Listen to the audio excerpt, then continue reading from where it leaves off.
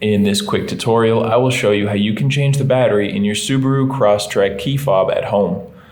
This device takes one CR1620 battery and is really easy to open up. Just follow along, and the first thing we're going to do is look at this key ring up here, and on the corner you can see there is a little slot in the plastic. We're going to take a regular flathead screwdriver, whatever fits in there, just insert and twist. And you can see now I've made some separation between the two halves of the device. I'm going to go into that little separated area and just continue working my way down until this back part comes off. Now we can set that to the side. Now we can remove this component here that houses the battery and has the buttons on it. Now if we look, you can see these little pieces of plastic. We are going to start to lift those up just to be able to pull this thing apart.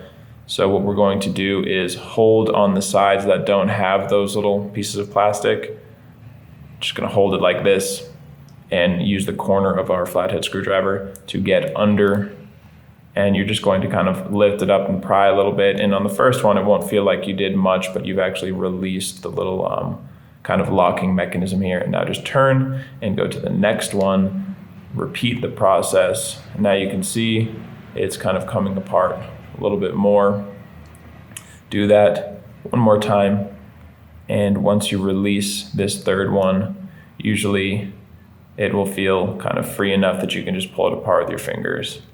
And if not, just move to that last one and repeat the process. There we go.